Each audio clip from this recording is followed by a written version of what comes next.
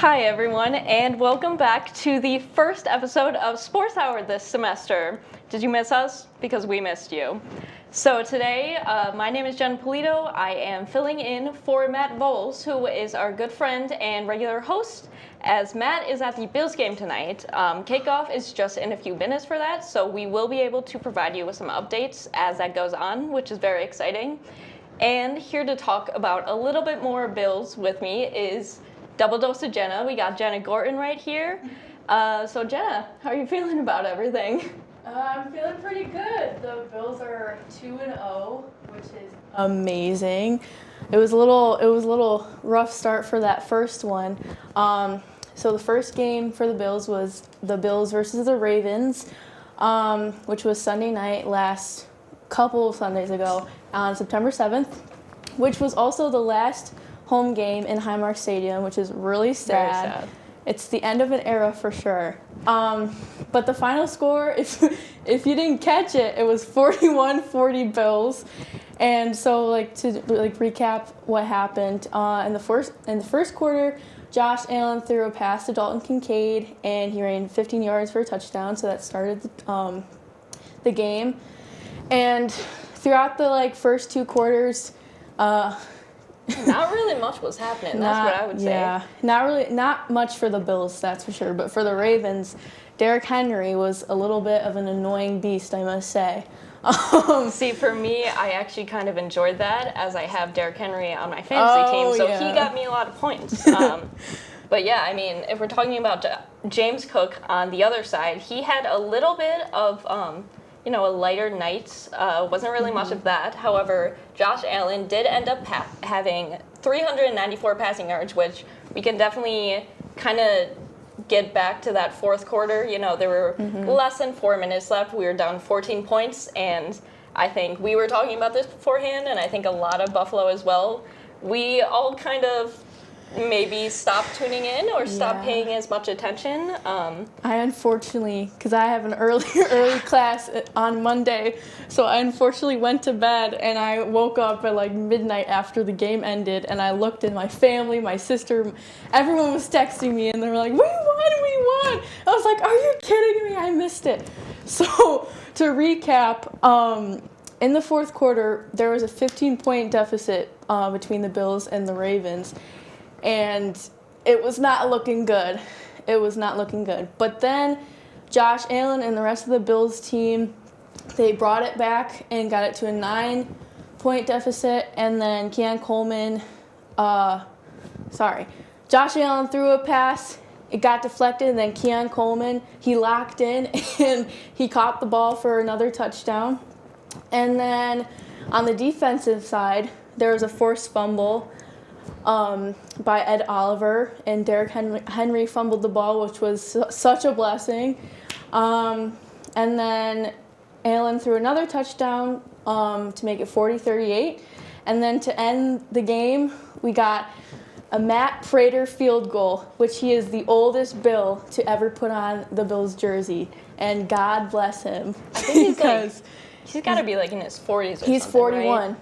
He is 41. And I remember I was looking at a bunch of interviews, and all the Bills team thought he was a coach when he walked in. They didn't think he was going to play and kick the game-winning field goal, but he did, and we're thankful for Matt Prater. And here we are. And we are. As much as we all love Tyler Bass here, it was definitely, Tyler Bass getting on injured reserve. He had that hip/leg injury that continued from practice into this, so he has not played any of our games yet. So Matt Prater really coming in and stepping up and being the unsung hero of that game just kind of was perfect.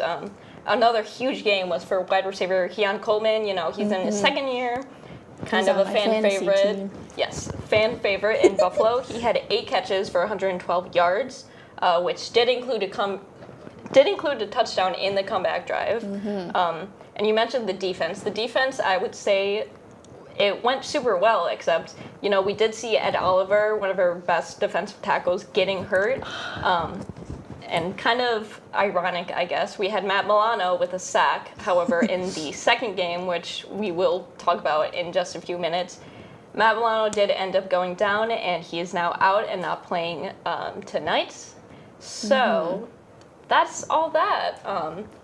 If we're going to go into week 2, we played the Jets. We played at MetLife Stadium with them. The final score, 30-10. So this was definitely a slower game, or a little bit, I don't want to say it, but a little bit of an easier watch. It wasn't as down to the wire as the Ravens game, I agree. We did have Mitch Trubisky, our backup quarterback, going a little bit because we were doing that well. But yeah. Yes, that whole part when Josh Allen got hit in the nose. Oh yeah. I had a mini heart attack because I was like, "Is he okay?" Oh my gosh. But yeah, he has a broken nose, or I'm not sure if it's broken, but it looked really puffy. It looked a little bit more like cosmetic because he did get back in the game pretty soon after. And I want to talk a little bit about that because I think that just shows how much of the MVP he is. Like, I feel like, if that was Patrick Mahomes, I feel like he would be like, "Oh, my nose." I mean... Oh, he would be milking that. Yeah. He would try to get, a penalty on that somehow. It's a good feeling, The Bills are 2-0 with the season starting, and, of course, the Kansas City Chiefs are now 0-2, which, I mean, regardless of whichever team you root for, I think everyone can admit that we're a little bit happy about that. Yes. But yeah, the game against the Jets, it was a little bit of a better day for James Cook. We saw him get 2 touchdowns. He had 132 rushing yards, and I believe 21 carries. So big game for him. Really it was good to see, especially for him to get that $12 million and really start working that. He just signed the $12 million a year for 4 years. Yes. Something that we didn't really know was sure of until kind of the end of the offseason. But yeah, that happens. On the Jets side, we only saw 56 passing yards from... Oh, excuse me. That was from Tyrod Taylor, 56, because Justin Fields did end up going down with a concussion. I don't remember exactly how that played out. However, Tyrod Taylor, who is their backup quarterback, who... we might be a little bit familiar with in Buffalo. He stepped in. He did end up getting 1 touchdown for the Bills. However, that was not enough to reach... For the Jets. Yes. He used to play for the Bills. He did used to play for the Bills. So that was good. It was also good to see. I mean, I think we all heard there's this audible play where Josh Allen, he was starting, and he called out manja, which I was just reading. That's actually it was something like a nod back to their favorite restaurant, which is in Orchard Park, which was kind of cool. That just screams Bills. Oh yeah. It screams just the Bills family. I don't know if you watch Hard Knocks. I have not watched that yet because I wanted to watch everything all at once. And Jenna, it was so good. I just it made me love the Bills even more, and just love the amount of community that comes with the team. And I did get honestly, I did get a little emotional on the last one, because the last one was about how the coaching staff goes through all the cuts and stuff, on who to cut from the 56-man roster. And it was kind of emotional to watch, because a lot of the players that I really liked that were in the show got cut, and I was like, oh. It's it's hard. It's a hard business, definitely, but I highly recommend the show. It was really good, and my family and I watched it before I came to school, and it was a really good show. I'm glad they did it. I'm glad that the Bills did it this year, because I believe it was Miami one year, and then it was the Bears. It was the Bears, Chicago. So that's always good. I mean, I think Buffalo has always been known for having such good heart around their team. I mean, Sean McDermott, whenever he comes and talks and everything, or talks about the players, you can really feel that. And especially with this year, I think something has kind of changed within the locker room, especially with Josh Allen. I mean, Josh has always been a believer in the Bills and what they can accomplish, as in, is this year a Super Bowl year? But I definitely think that with this momentum that they have, we are kind of getting there. Yeah. I would definitely love to see Bills Super Bowl. I think this is our time. You know, there are a lot of injuries that we're dealing with right now. Yeah. Big players at Oliver. We don't know how long he's going to be out. Matt Milano. Sean McDermott is kind of keeping that quiet. We don't know. It could be a few months, could be a few weeks. And then we also have cornerback Taron Johnson out. So a lot of our defense, especially our starters, are kind of up in the air right now. However, it has still seemed like we've been able to kind of fill that with our offensive lineup. Yeah. For the Jets game, I feel like the defense really stepped up with like those big defensive players like Absolutely, missing. yeah. Yeah, because there was a big defensive last game with the Jets. I know Joey Bosa, he forced a fumble, he sacked Justin Fields a couple times, and he just made Justin Fields' life miserable. And like I think he really stepped up in the fact that those big defensive players were gone. And I think he'll continue to do that tonight. Because I heard a rumor, well, my dad heard a rumor, I guess. Shout out, Dad. That if the Bills destroy the Miami Dolphins tonight, that Mike McDaniel will most likely hit the hay or get fired. You know, I don't know if that's true or not. But I definitely have heard something along that lines. I mean, of course, Dolphins in the AFC East, a division rival. A statistic that I was just reading, since Sean McDermott was head coach in 2017, we have had a 15-2 record against them. So we really have been able to squish the fish, as we like to say. But yeah, from judging from the Dolphins and how they've kind of been looking so far in these 2 weeks, I believe they are 0-2.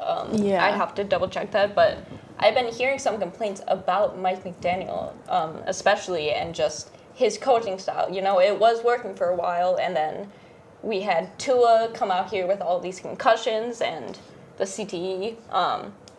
And so it'll just definitely be interesting to see how everything plays out for that. But yeah, tonight is going to go well. I'm excited to see the game start in a few minutes. Me too. And we will be back in just a few minutes to give you some more updates with that. And we're going to be joined by Jack Holdley to keep talking about a little bit more of NFL. So don't go away.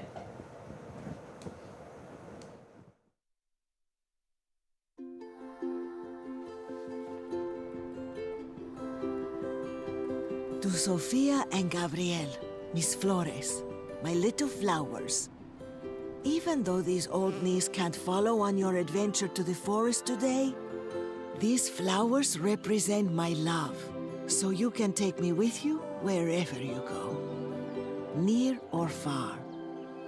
These stitches and threads join us together. Me, your mother, and both of you. And wherever you see a flower, a bird, a beautiful tree, know that my love is with you as you bring our colorful stories to the world. Make the forest part of your story at a park near you. Find one at discovertheforest.org. There was an old woman who lived in a shoe. She had so many children, she didn't know what to do.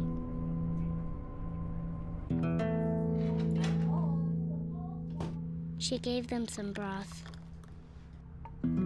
without any bread and kissed them all soundly and put them to bed. Hunger is a story we can end. End it at feedingamerica.org.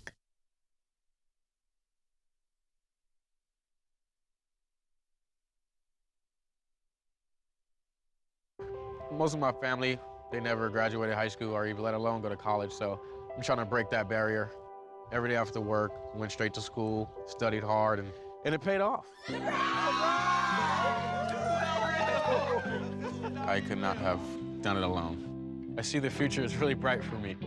The high school diploma is just added to the confidence, and now I feel unstoppable. Find free adult education classes near you at finishyourdiploma.org.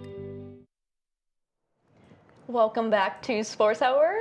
Right now we're going to be joined by Jack Holdley to talk about a few more games from the last week in the NFL. So, Jack, what do you think? Are you excited for this? I know what game we have to start with. Yes. It's got to be the Giants at the Cowboys for the Cowboys home opener this season. And dare I say, might have challenged Bills-Ravens for Game of the Year. I mean, just back and forth scoring in a 41-point fourth quarter. Yeah. Russell Wilson threw for 450 yards and 3 touchdowns, looking like he was back in his Seattle days. But, I mean, just a remarkable game all around. I will say, I do have to gloat a little bit. Dak Prescott is playing like a top 5 quarterback, and I believe him to be one. I mean, just truly a lights-out offense for the Cowboys. There's definitely a lot of defensive issues that you need to go over if the New York Giants are scoring almost 40 points on you. But that was all around a great game, and it was a great watch. Certainly stressful. I have had 2 stressful watches, so at least the Bills fans got a break this week. I did not. Yeah, no, it was definitely a game to watch. It was kind of like that one after the Bills game finished up. That is the one that everyone turned on. Went into overtime, 37-40, as Jack said, and of course, Jack, being our resident Cowboys fan, had to bring that up. But yeah, the real hero of this game was definitely Brandon Aubrey when he kicked that field goal in overtime to finally get the Cowboys over the Giants. The score for the entire game was it looked pretty even. I mean, in the fourth quarter, both the Cowboys and the Giants put up at least 20 points to kind of get it to that 37-37. So that was really cool. And Malik Neighbors had a great game. I don't know if you saw that touchdown pass. I believe it was like 48 yards or something like that. I know he's not a Cowboy, but we have to. I mean, he's a great wide receiver. I saw everyone. Malik Neighbors is a great player. Truly, probably a top 5 wide receiver in the NFL, I'd say right now, with no question. I mean, would I argue that CeeDee Lamb is definitely the better player? Yes, but Malik Neighbors has truly been on one to start the year. Really the premier weapon in that Giants offense, and just such a phenomenal player. Obviously, with 25 seconds left in the game, Russell Wilson dials up an absolute moon ball. I mean, I would argue that is more on, I mean, if there's one thing that I don't like about the Bills right now, it's that we got Kyer Elam from them this past offseason. I don't know how much you know about Kyer Elam, but he is certainly not a corner that I want on my football team after these first 2 games. I've actually started this new game where it's who is Kyer Elam going to allow a deep ball to this week. Last week it was Jahan Dotson, the Eagles' 4th string wide receiver, and this week it was Darius Slayton, the Giants' 3rd string. So truly a remarkable player to be our cornerback 2 right now on the outside. Yeah, that's definitely not the best. I mean, here in Buffalo, we kind of have our own track record with Kyer Elam. You know, he was our first-round pick, and everyone thought that he was going to be very good. That was what all of his stats and everything were saying, and of course, he really didn't complete anything on the Bills either. So, I mean, that whole trade, call it what you want if you were happy with it, if you weren't. I don't know, but yeah, as you said, Russell Wilson threw for 450 passing yards, which is no small feat whatsoever. I mean, there was an interception on both sides with both Wilson and Dak Prescott throwing one. But, I mean, the game ended really good. It really was one to match. It felt like a game that should have been primetime. Definitely. Felt like a primetime game. Yeah, so again, to cherry pick the games a little, go over to another game that was super close. We're going to hit the Cincinnati Bengals and the Jacksonville Jaguars. It was 31-27, and before we actually get into that, there were a lot of injuries within this game. You know, we did see Joe Burrow go down in the second quarter with a grade 3 turf toe, which he's definitely going to need surgery with that, and the Bengals have announced that he is going to be out for a few weeks, so apologies to my friend who had both Burrow and Justin Fields as her quarterbacks in fantasy, because that's not going well. But to fill in for him is Jake Browning, who I actually don't think did a terrible job. No, not too bad. To finish the game. I really feel bad for that fantasy team because honestly, that's not a bad 2 quarterbacks to have. Yeah. But they really also just need to change the name from turf toe to something a little more scary. It definitely doesn't sound calling that an injury real. that keeps a quarterback out for the majority of the season turf toe just doesn't really feel like it's legit. But yeah, I mean, probably the saddest a Bengals fan could be in a game that they won. They're playing a very competent Jaguars team, which I think has looked better than a lot of people thought they would be throughout the year. I mean, I personally think this team could win 9 games, and with the state of the rest of their division, outside of the 2-0 Colts, which is a total shock. But I mean, honestly, I think that this was a good win for the Bengals. It's just going to be interesting to see how they do down the stretch. They have a tough schedule. I know that Joe Burrow is set to return around either the Ravens or the Bills. It's a 3-game stretch where they go to Baltimore, I think go to Buffalo, and then head back to Cincinnati to play Baltimore. That is kind of So that's that a tough is a schedule. brutal stretch for your quarterback who is notorious for not starting off the season strong to come back into right after a gruesome turf toe. Yeah, no, that injury was kind of bad. I was trying to find a video of it just because I wanted to make sure I got everything. And yeah, it's just not good. I mean, Jake Browning, again, after he came in, he finished for 21 of 32 of his passes for 241 yards, and he had 2 touchdowns. He did throw 3 interceptions. I mean, he got the job done, but hate to see that as well. I think, though, the Bengal that deserves the most praise for this game is wide receiver Jamar Chase. I mean, in the first week, it was kind of quiet from him, didn't really see much, but this was a huge game for him. He had 14 catches for 165 yards and a touchdown, and even after the quarterback switch, you could still see all of that success that he was having, and just what a night for him. Yeah, absolutely. Jamar Chase, obviously another one of the premier wide receivers in the NFL, right up there with Neighbors and Lamb. Just a really good game, but again, it's hard to look positively on the Bengals anymore because obviously you know they don't have a defense, so you're really relying on that Burrow and Chase connection, and it's just not going to be there for you for at least 10 or so weeks of the season. You have to hope that you're going into a game, I think, at Buffalo with a winning record, or else your season's not going to have a good outlook. Yeah, no, it's definitely a little bit hard. They are first in the AFC North right now, which, 2-0, not a bad start. There is only 10 teams in the NFL that still is undefeated, including the Bengals and the Bills, of course. And yeah, on Sunday, they are going to Minnesota to play the Vikings at 1. So we will definitely see what happens with that. But going to another team that I know you have expressed a little bit of disdain for, especially when they were in the Super Bowl. But we're going to talk about the Super Bowl matchup, which was the Eagles and the Kansas City Chiefs. This was also a pretty close game. It was 20-17. Eagles took it, and yeah. Yeah, I mean, you could call this the ultimate sports hour hate watch at this point because obviously Bills fans are not big fans of the Chiefs, and obviously Cowboys fans, I mean, I don't think there's a team in the NFL that I detest more than the Philadelphia Eagles. Yep. And really a game that I'm just going to go out and say it, they didn't deserve to win. They have a play that I think is absolutely ridiculous that it's still allowed in the NFL. The tush push was horrible last season, and now they're just blatantly cheating by false starting every time they run it. Actually, something that was interesting, 15 minutes before the show went live, the NFL came out and said that there was multiple false starts that they missed on that play. Oh, okay. A play that ultimately won the Eagles the game after the Chiefs stopped it once on 3rd and 1 and then failed to stop it for a second time on 4th and 1. Just imagine how ridiculous that play is to stop once. Now imagine having to stop it twice in a row with no repercussions. Also, they can cheat while running it. I'm a little upset. I mean, I can definitely see that. I think, I have a little bit of blindness on, especially because I just love seeing Patrick Mahomes lose. But of course, they were out with one of their biggest wide receivers, Xavier Worthy, because in the first week, I believe Travis Kelce, his own teammate, ran into him, so he was out that week. It was a little bit, also, we didn't see that many passing yards for Patrick Mahomes. He did have although having a touchdown, he did have an interception, only completed 16 of his 29 pass attempts, and yeah, it was just a little hard to watch sometimes, you know, especially with Patrick Mahomes, who we all hate, but, you know, we can't really deny that he is a great quarterback. This kind of seems like something in the tide is turning a little bit.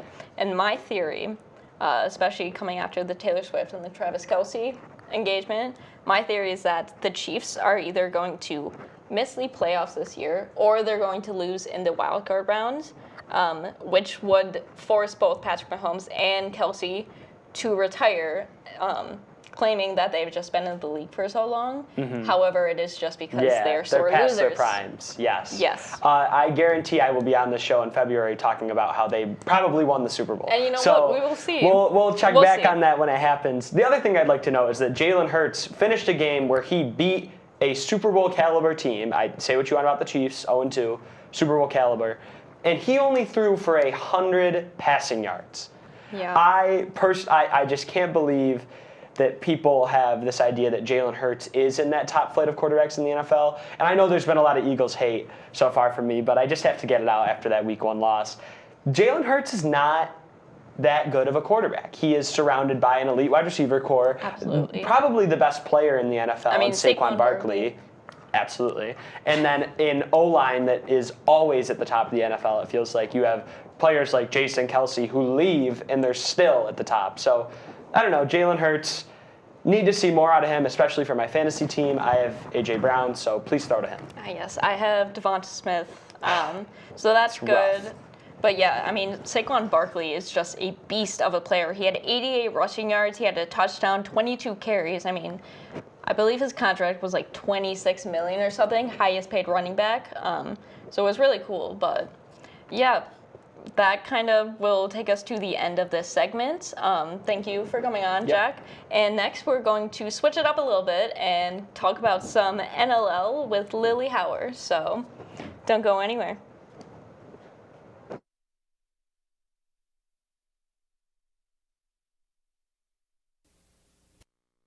We've been down there.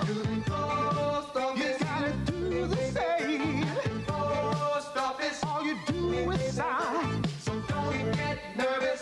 Sign your name. For selective service. It takes no time. Just sign on the line at the post office. For selective service. Hey guys, if you're about to turn 18, you've got to register with Selective Service. It's simple. Just go down to the post office, fill out a card, and turn it in. That's all there is to it. There's no draft now. You're just adding your name to Selective Service's list in case there's a national emergency. So if you're 18 now, Selective Service, you gotta get down to the post office. Register with Selective Service. It's quick, it's easy, and it's the law. Takes no time. Just sign on the line at the post office. Selective Service. We've been down there. Post office. You gotta do the same. Post office. All you do is sign. So don't get nervous. Sign your name. For Selective Service. It takes no time. Just sign on the line at the post office. For Selective Service. Hey guys, if you're about to turn 18, you've got to register with Selective Service. It's simple. Just go down to the post office, fill out a card, and turn it in. That's all there is to it. There's no draft now. You're just adding your name to Selective Service's list in case there's a national emergency. So if you're 18 now, Selective Service, you gotta get down to the post office. Register with Selective Service. It's quick, it's easy, and it's the law. Takes no time. Just sign on the line at the post office. Selective Service. Guys, this segment I've been waiting for so long. Before we get into it, the Bills, a little bit of bad news to break. We are at 8 minutes in the first quarter, and the Dolphins are up 7 points. It is 7-0. It was a 2-yard rush from Ollie Gordon II, and the kick was good. So that's happening right now. We're not What are losing you hope, gonna though. do? I mean, it's the Bills. You're not losing hope because my middle name is Hope, and it's me. It's Exactly. Lily Hauer. I am back on Sports Hour. Yes, welcome back, Lily. Lily, how do you feel? This is insane. This is great news. What did we say? Matt and we said we were going to come back and we were going to talk about them as champions. The Buffalo Bandits are back to back to back. What was it? It was back to something back about Taylor to back? Swift summer, and then Brat's summer, and then this summer was Bandits repeat summer, and it was. And it was. Yeah. And it was. And I'm so excited. I was the one who was like a little nervous about it. I think Matt I was a had little more. scared. I think he maybe had a little more. I mean, the Ross were looking pretty good, especially like that second game when I think we all kind of thought that the Bandits might just win it in Saskatchewan, which, you know, none of us wanted, but that also opens up the risk for a game 3, which... A game 3 where we smoked them. The final score was 15-6. Yeah, I believe in this in the second half, I don't even think this Saskatchewan really scored anything. No. I think we were up like 8-0, and that wasn't even getting our score from the first half either. Yeah, no, third quarter, that was 1, 2, 3, 4, 5, 6. 6 Bandits goals, plus another 2 in the fourth quarter. So, I mean, yeah, that was pretty cool. And like, you know, if we want to just look back here, I don't know if maybe we should do a little... Who's a little this? You photo know? oh, that's just Kyle Buchanan. Are you sure? Are you sure? Are you sure? Yeah, no. That's Kyle Buchanan. That's at Cobblestone. If you haven't gone, anyone who is anyone will be there. So you should probably pull up because Lily and I will be there. Yeah. As well. Talking to our friends the Bandits. No, don't tell them I said that. That's really sad. But yeah, so that's us with the Bandits. There's a few different pictures of us with the Bandits, and we're just so excited. And the season is coming so soon. November 29th. Full schedule is posted tomorrow. Yeah, I believe we're playing Georgia Swarm in Keybank November 29th, which... For a banner raising. We were both talking about this too, but this is kind of an earlier start for the Bandits. I believe this has got to be one of the like earliest preseason banner raising nights that they've had. Yeah. Well, I was actually talking with former host Trevor Hauer, you know, my brother, if you didn't know. And we were talking about this earlier today, actually. It seems a lot earlier because it's that, like, November month. Like, it's not like a full calendar month behind, but it's, like, starting in a month that you're typically not seeing lacrosse in. So I'm very excited. That's the Saturday after Thanksgiving. So you're going to get lit with your fam. You're going to eat a bunch of turkey. You're going to eat a bunch of pie. You're going to go see Wicked. You're going to go see Wicked. You're going to go see Wicked. And it's going to be beautiful, and you're going to have the best time of your life. And then you're going to see the Bandits beat the Georgia Swarm because, you know, I mean, it's good news. Like, they can finally be bees. This is good news. So, anyway, they can finally be bees. And then the Bandits are going to put up another banner and start the, four-peat? Can we say four-peat? They're going to start their four-peat season up. And if I may say, the NLL, the entire league, which I believe they've been around since the 90s. There have only been 2 teams in the NLL to achieve 3-peats. It's the Buffalo Bandits now, and it was Rochester Nighthawks in the 2010s. And both. Do you know who the goalie was for both? It was Matt Vink. Our best goalie, Matt Vink. Yeah.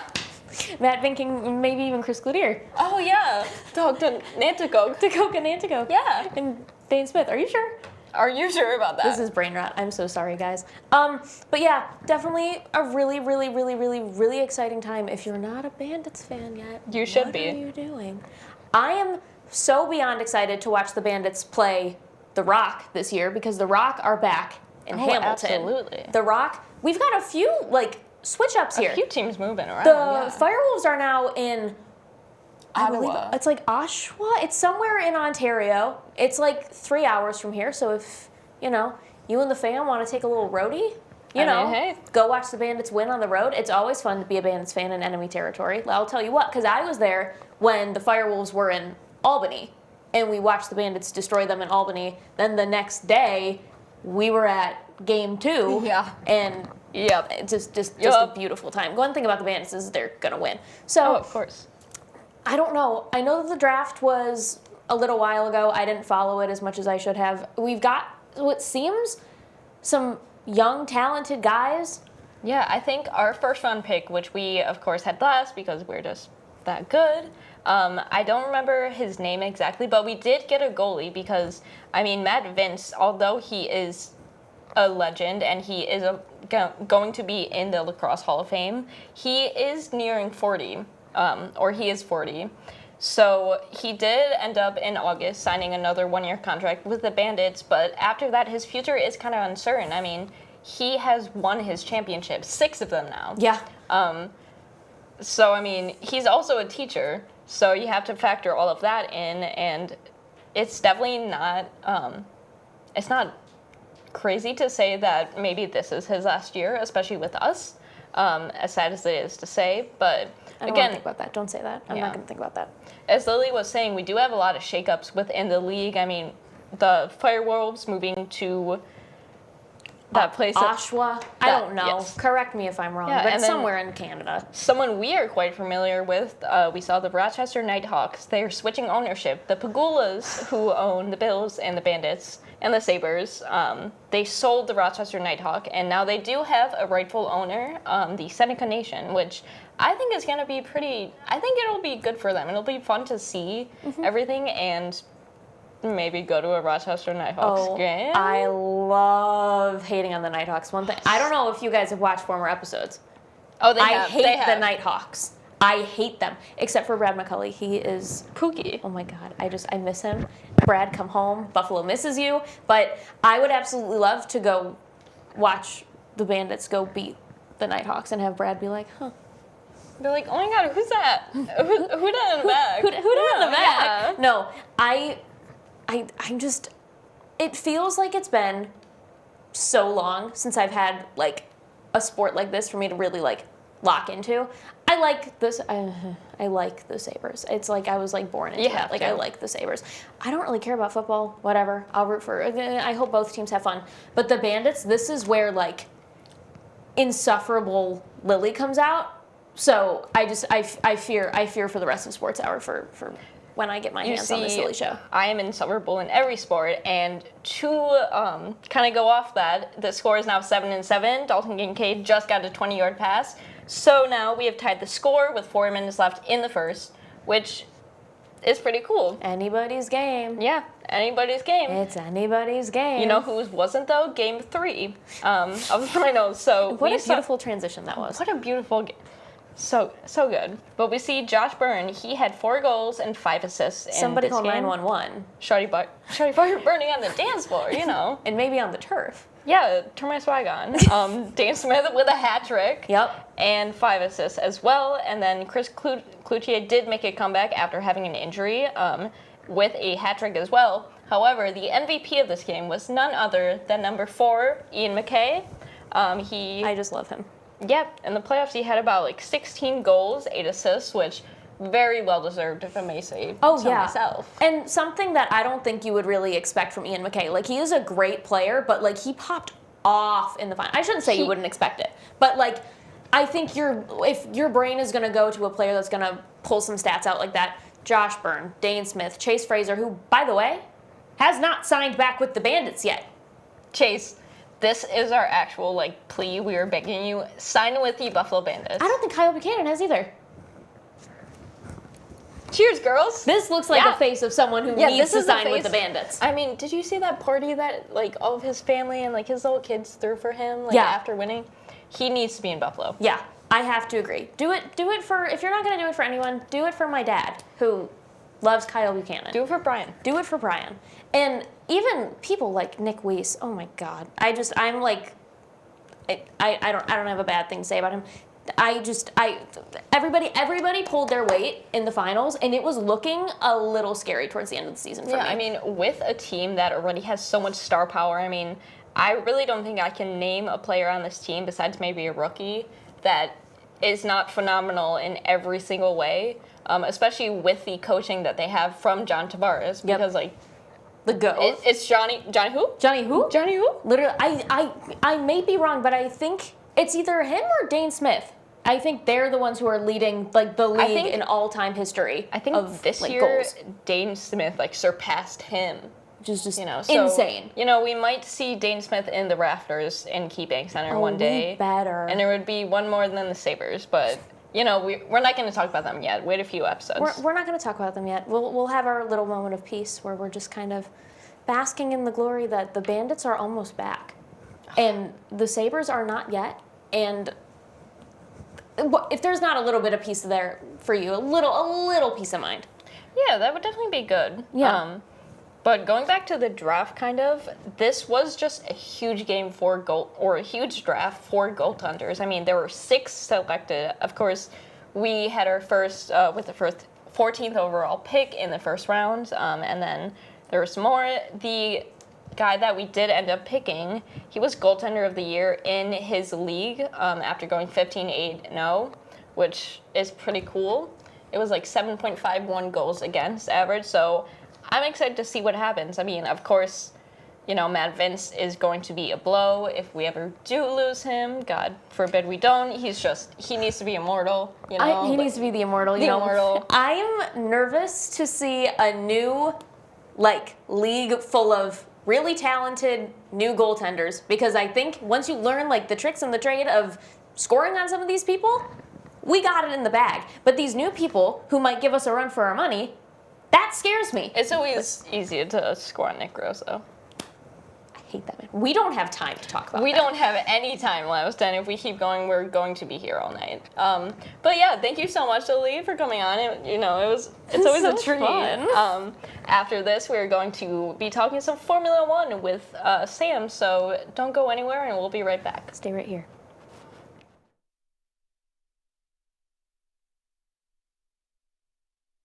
When you think of the local lowdown, what do you think of? Well, when I think of the local lowdown, it's the live music that we have played in the studio. It's gotta be the laughs we shared. The memorable moments during the whole thing. Oh my God, so fun. The local lowdown for me is the people behind the scenes, the amazing team that we have making the show. Oh, it's gotta be exploring all sorts of genres and music I've never heard before. Oh, easy. Going out to shows and talking to artists and getting the latest news on what they have planned for the future. It's about these artists, man. Giving them a platform to showcase what they've worked so hard on and show their music to the community. It's all about supporting the local scene of music to keep it running for years to come. And of course, the band merch. You can't forget about the merch.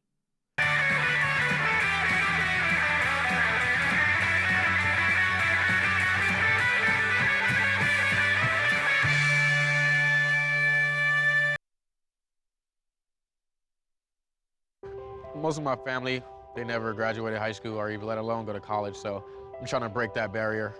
Every day after work, went straight to school, studied hard, and it paid off.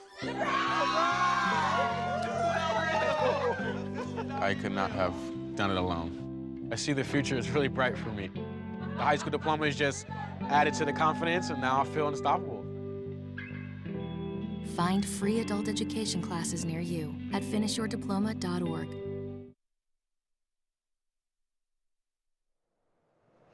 Guys, this is a lot harder than it looks. I have to give credit for Matt because my throat is very dry.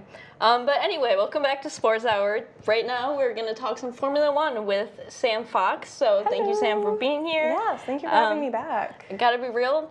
There's not much that I know about Formula One. However, I do know a ton happens on the off season as well as is happening right now. You got the Azerbaijan Grand Prix coming up. Azerbaijan, we love it. I love that race. But Azerbaijan probably is not my favorite race to do, but quite frankly, it is a very good race, I won't lie. It is happening this weekend, T-minus about 8 hours till free practice 1, which means media day happened today. I don't have very much information on that one because I haven't been paying attention. I'm a fake fan. No, I'm kidding. But I am so excited. So much has happened. There has been a battle for the Drivers' Championship this year with the 2 McLaren drivers. It has been so much fun to watch and listen to because they have been fighting back and forth, winning back and forth races throughout the entire summer break that we've had, where it's Oscar ahead for by 31 points, which is not a lot. You win about 25 points in first place. If you win first, you get about 25 points to your Drivers' Championship.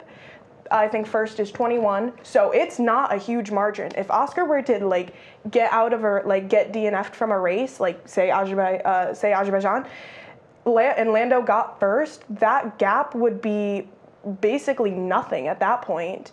It's neck and neck, and it is so much fun to watch as just like a race fan. You wait for those moments where it is like you're just like biting your nails, seeing what's gonna happen. Yeah, and of course, looking at the schedule and just kind of seeing the results, it has seemed that McLaren, they have those, they have Oscar and Lando, as you said. They kind of have been dominating, especially in the Austrian Grand Prix. You could really see that. And along with that, it seems with Max Verstappen, there's some difficulties when he was trying to qualify for Red Bull or something like that. In which race? In the Austrian Grand Prix as well. Oh gosh, how long ago was the Austrian Grand Prix? I don't know. That was a while ago. I don't remember much about that race. I know Max has been doing pretty good. He has been the sole breadwinner for Red Bull this season. Red Bull has swapped their drivers, I think, about 3 times now. That's a lot for a team. Just even for a season in general, yeah. For a team too. Most of the time, teams keep their drivers unless absolutely necessary. Mm-hmm. We lost Sergio Perez at the beginning of this season. Sorry, my brain's still in school mode. We lost Sergio Perez at the beginning of this season. He didn't even get to race in the first race of the season, just got booted for Liam Lawson. Liam Lawson got maybe 4 or 5 races in and got dropped for Yuki Tsunoda. And there's talk of Yuki Tsunoda getting dropped for some other driver. I'm not 100% sure who, but I have heard talk that they are thinking about dropping Yuki because he has been midfield performing. He hasn't been at the top of the charts like Red Bull wants. Red Bull is always striving for a person who can basically match or beat Max Verstappen, which is a hard feat to find. Max Verstappen is I think a 6 or 7 time world champion, if I'm right. I might be wrong. My numbers are a bit skewed right now. He is an amazing driver who has been honestly driving not a good car this season. This season's car has been so bad for Red Bull. Like, not even the second driver can get it in the top 5 most races, which is not something you want. Yeah, and I mean, I can kind of understand what Red Bull is trying to do with all of these shifts around and everything, but again, with Max Verstappen being a world champion many times over, you're never, at least from my perspective, you're never really going to get with that without practice, and especially, as I believe you said, a lot of these drivers are relatively new or something, so it almost seems as if it hasn't really been giving them too much of a chance. That's kind of how I'm seeing it. Yeah, I entirely get that. Quite frankly, this year's lineup is almost entirely I think there was 6 or 7 new drivers who are given this chance to race in Formula One. Mind you, there is only 20 seats available, so that's almost half the grid that is new rookie drivers. Honestly, I have seen this season has been great for the rookies. They are doing amazing. Ollie Behrman's been doing great in a Haas of all things. Haas has never been a top tier team, but they have been doing great. Sauber has been doing great. Nico Hülkenberg won a race in the Sauber, I believe, or got 3rd place. It might be 3rd in the Sauber, which is amazing. Sauber has always been low tier team. So, and then Kimi Antonelli got 3rd place, I believe, in a race, which is amazing for a rookie driver to get on the podium his rookie year. Gaining points for Mercedes, keeping them in 3rd place. George Russell and Kimi Antonelli are both doing great at keeping Mercedes above Red Bull in the Constructors' Championship. Yeah, I mean, another thing that I keep hearing about Formula One, especially, it's so intricate, or it's just so interesting to hear about, especially, with the different time zones and everything with the races. You have a lot of those super late. However, I think that's something that I will start watching. And I know, even though we've talked about it and you have not seen it, the F1 movie, I think that actually helped increase viewership of the sport. It 100% did. The F1 movie blew up on social media. Oh yeah, I heard it was. It was huge success. on social media. I have not yet seen it, and I don't think neither. I will, honestly. I have my opinions. I can go into detail if you would like. Probably shouldn't. Honestly, if you wanted to watch F1, the next one is Azerbaijan. Azerbaijan is likely going to be either early morning or like maybe 8 or 9 o'clock. And then you have the Singapore, which is a night race, so it should be a perfect time to watch it if you want to watch that, though it can be a kind of boring race. The United States Grand Prix, which is the Austin circuit. It is Circus United States, which happens in Austin, Texas, every year. It is my family has been going to it for years. So cool. It is such a fun race. If you ever wanted to watch a race that was at like a normal time, the American Grand Prix is probably my best pick for you. It's got such a great track. It's got like 90-degree turns. It's super cool straights. It's probably one of my favorites to watch, and it gets a lot of people there from the States because we have 3 races. We have Miami, Austin, and then we have Las Vegas. People love Las Vegas, and some people hate Las Vegas. I think it's because of the time. They have it at like midnight in Las Vegas, which is kind of crazy, but... Yeah. Looking into the schedule, I see that there's both a sprint qualifying and a sprint race in the United States, which I have heard they are getting a little, Formula One is expanding into those sprint races a little. We saw them at the Canadian and I believe the Dutch Grand Prix, as well as a few more.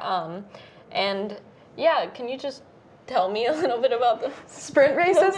Sprint races are about half of the laps, so it's about half of the time. It's also only the top 5 that get points in sprint races, if I am correct. I'm pretty sure I'm correct in that one. So the race weekend follows as normal, except for we get rid of free practice 2 and 3 and replace it with sprint qualifying on that Friday, and then the sprint race on that that Saturday. Then we do the qualifying on the Saturday as well. And then obviously the race happens on Sunday. Some people don't like the sprint races. They say that it doesn't change the field all that much. See, it kind of seems like, or at least to put it into, I don't know, video game terms, it kind of seems like almost a mini game compared to the actual thing. It is a mini game compared to the actual thing, and it's kind of, in my opinion, a silly thing to do. Not many people watch the sprint races because they're there for the full race. They're there to watch this 2-hour battle that's happening on the track, and instead you give a little tiny chunk, and it's not as cool because it's just basically a smaller version of the race that we are having happen on Sunday. They could do so many things to change up sprint races. They could make it a backwards grid where it's the lowest person in the driver's champion starts first, and then the person in first starts in last. That would be so cool. I would be so down to watch that. See how much the grid, see how much everybody overtakes everybody, how much the grid changes. Get the people at the bottom of the drivers' championship a chance to have points. There's, I believe, 2 drivers in the drivers' championship that don't have any points yet.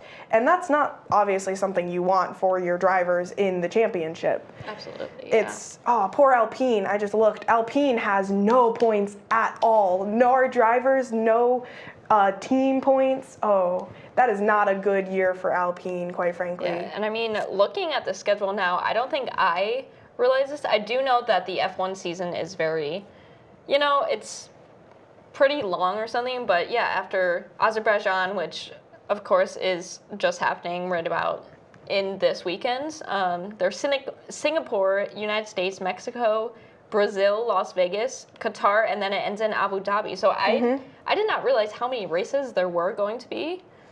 24 left. races. 24 races in total. Yeah, there's a lot of races left, but there is not room for change in the constructors. If McLaren gets high enough, McLaren has the constructors win. It's just a driver's battle at this point. Well, yeah, I mean, we're just going to have to keep you updated and see what happens. So, Bills game still the same. Second period or second quarter just started.